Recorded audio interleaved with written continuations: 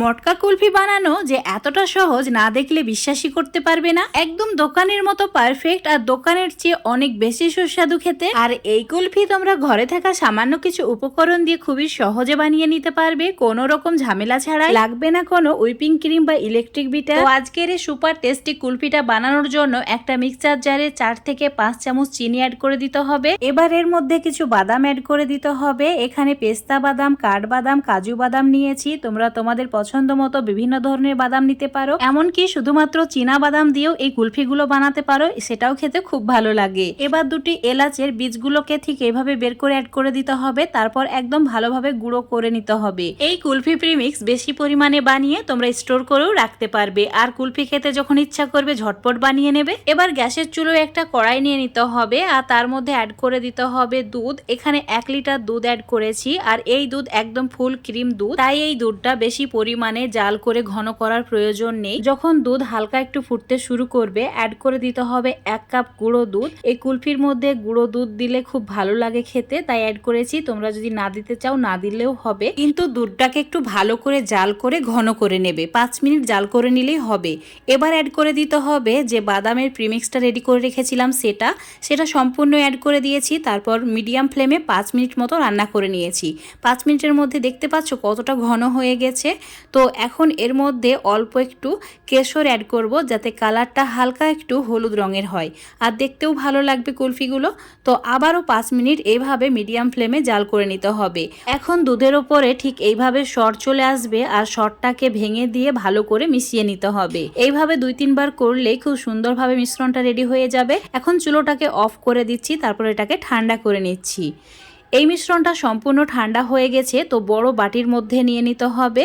তারপর এর মধ্যে সামান্য পরিমাণে নুন অ্যাড করে দিতে হবে। অবশ্যই নুনটা দেওয়ার চেষ্টা করবে, নুনটা দিলে খুবই টেস্টি হবে খেতে। তো ভালো করে মিশিয়ে নেওয়ার পর এখন এই মিশ্রণটাকে নর্মাল ফ্রিজে রেখে দেবো 1 ঘন্টার জন্য, যাতে এটা চিল্ড হয়ে যায়, মানে হালকা একটু ঠান্ডা হয়ে যায়। তো তোমাদের 1 ঘন্টা পর দেখাচ্ছি, দেখতেই পাচ্ছ এটা খুব সুন্দরভাবে কিন্তু সেট হয়ে গেছে। আর ঠিক এই রকম ভাবে মিশ্রণটা প্রথমে ঠান্ডা করে নিতে হবে। এবার এই মিশ্রণের মধ্যে একদম ঠান্ডা ফ্রেশ ক্রিম অ্যাড করতে হবে। তোমরা এই ফ্রেশ ক্রিমের পরিবর্তে দুধের যে সর হয় সেটাকে ভালো করে ফেটিয়ে নিয়ে 1 কাপ অ্যাড করবে, তাহলেই হবে, কিন্তু সরটাও একদম ঠান্ডা হতে হবে। এবার এই হ্যান্ড উইক্স দিয়ে 10 মিনিট ভালো করে ফেটিয়ে নিতে হবে, একদম ভালোভাবে ফেটিয়ে নিতে হবে। তোমাদের কাছে যদি হ্যান্ড উইক্স না থাকে, যে ডাল ঘুটনি হয়, সেটা দিয়েও কিন্তু ভালোভাবে এরকম করে নিতে হবে। তো একটু সময় নিয়ে করবে। আমি একদম 10 মিনিট ধরে কিন্তু এই কাজটি করেছি। তো এখন তোমাদের দেখাচ্ছি, দেখো একদম পারফেক্টভাবে মিশ্রণটা রেডি হয়ে গেছে। এবার এই মিশ্রণ কুলফি মটকার মধ্যে ভরে নিতে হবে।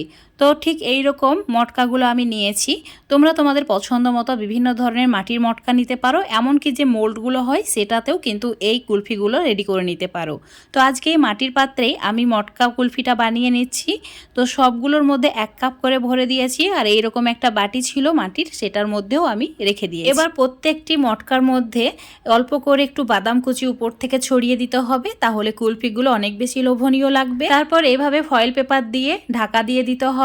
ফয়েল পেপার না থাকলে যে কোনো স্টিলের বাটি বা ঢাকনা দিয়েও ঢেকে দিতে পারো, যাতে এটার উপরে অতিরিক্ত বরফ না জমে যায়, তাই ঢেকে দিতে হবে। এবার এই মটকাগুলো 12 ঘন্টার জন্য ডিপ ফ্রিজারে রেখে দিতে হবে। এখন তোমাদের 12 ঘন্টা পর দেখাচ্ছি, একদম ভালোভাবে সেট হয়ে গেছে। এখন ফয়েল পেপারগুলো সরিয়ে নিয়ে তোমাদের দেখিয়ে দিচ্ছি। দেখেই বোঝা যাচ্ছে যে এই কুলফিগুলো কতটা লোভনীয় হয়েছে, খুবই সুস্বাদু হয়েছে। উপরে হালকাভাবে একটু শক্ত হয়েছে, কিন্তু ভেতরটা অনেক বেশি সফট হয়েছে, মুখে দিলে একদম গলে যাবে, আর সেই রকম সুস্বাদু খেতে আজকের এই কুলফিটা। তো আজকের এই কুলফি রেসিপিটা তোমাদের কেমন লেগেছে অবশ্যই কমেন্ট করে জানাবে। রেসিপিটা ভালো লাগলে অবশ্যই লাইক শেয়ার করে দেবে। ফেসবুক পেজ থেকে দেখলে পেজটাকে ফলো করে নেবে, ইউটিউব থেকে দেখলে চ্যানেলটাকে সাবস্ক্রাইব করে রাখবে আরো এরকম রেসিপিগুলো পাওয়ার জন্য। তো বন্ধুরা দেখতেই পাচ্ছ এই কুলফি ভেতর থেকে কতটা ক্রিমি হয়েছে, আর মুখে দিলে একদম মিলিয়ে যায়, আর দারুণ সুস্বাদু খেতে। অবশ্যই একবার হলেও এই রেসিপি ফলো করে ট্রাই করে দেখবে, আর তারপর আমাকে কমেন্ট করে জানাবে।